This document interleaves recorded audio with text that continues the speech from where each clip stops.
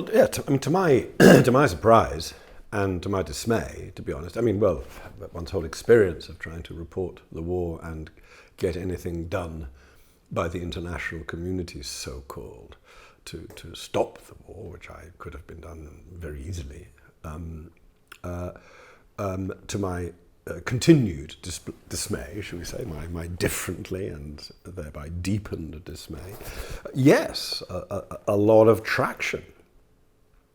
We can talk in detail, if you want, about some of the specific cases, but one of the strangest for me and the weirdest of all was a man called Milan Kovacevic, who was the kind of he was the head of the hospital and part of the crisis committee in Prvi. The circumstances of how I got his testimony and his confession is extraordinary. I'll tell you later. But there was a whole article by a woman called Nina Bernstein in the New York Times, basically attacking those of us, and specifically me, for testifying. She accused.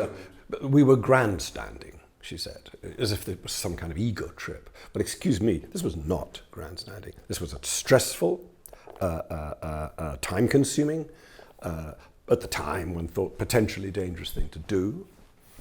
It was quite the opposite of grandstanding. It made one feel very humble, and it was very traumatic. Obviously your notes. Can I just tell the Kovacevic story? We were summoned, before we went to Omarska, we went through a tedious briefing with the crisis committee, crisis staff of Prvi, which included Kovacevic and a man called Dorljača, the police chief, and others. And it was all about jihad, and it was just a lot of bullshit, basically. And I went through the whole thing, and in 1996, it was February, there was snow, temperatures below zero.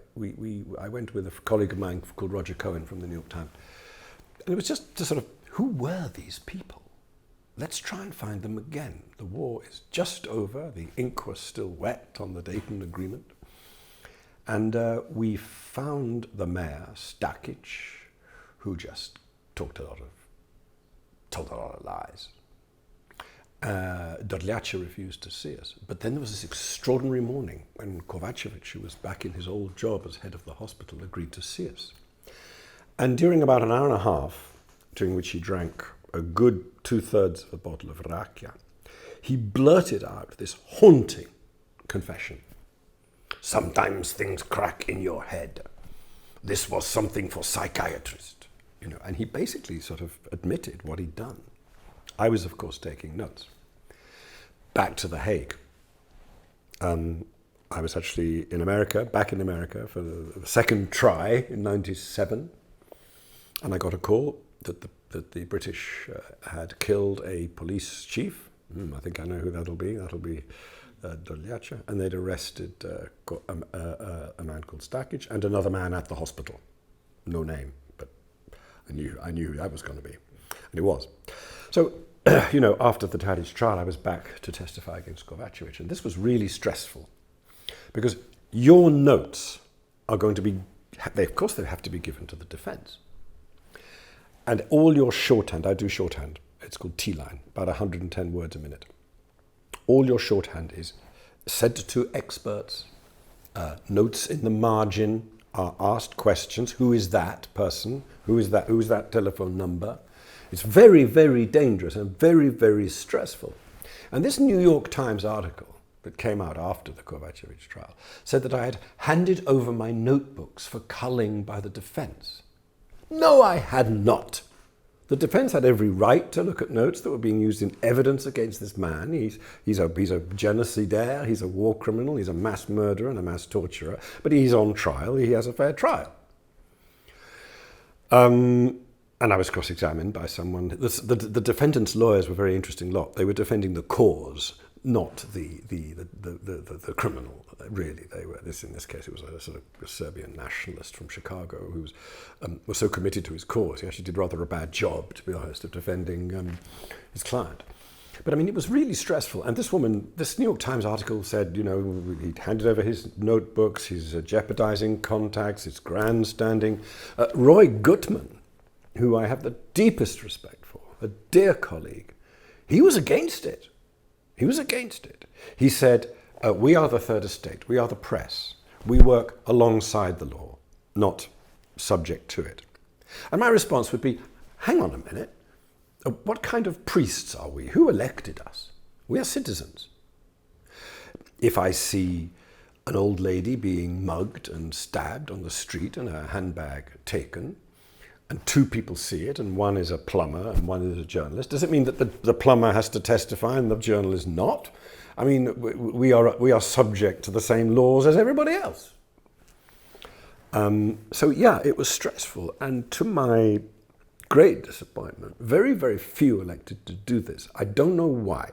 I think some thought that they had crossed some kind of line. We report, but we don't testify. That, for me, I was at the time correspondent in Italy for The Guardian. That, to me, is to cooperate with the laws of the mafia. They don't really care what you write about them. Well, they didn't then. They do now with Roberto Saviano, but they didn't then. But you never go to court. Well, in my view, you do go to court. This is where the law, for better or worse, this is where the law takes place in courtrooms. I mean, that's the whole point. This has been something that was invented a very, very long time ago by the Assyrians and the ancient Greeks and the Romans, and you know, usually it works. Or sometimes it doesn't. And I was surprised how few of my colleagues elected to cooperate with this endeavor. And I was horrified that I was being attacked for it. They said I was losing my objectivity. I said, oh no. That is to confuse objectivity and neutrality. They're not the same thing. Objectivity is fact specific. If there are 12 dead bodies in a house, it's 12. It's not 8 because they're Croats, or 15 because they're Serbs, or 24 because they're Bosnia, or whatever, blah, blah, blah. That's 12. That's objectivity. Neutrality is something else. Neutrality says that I see an equation of some kind between the women who are being violated every night in the camp at Omarska and the beasts who are doing it. And I'm not neutral between the camp guard in Omarska and the innocent inmate who is being mutilated and tortured and beaten to death. No,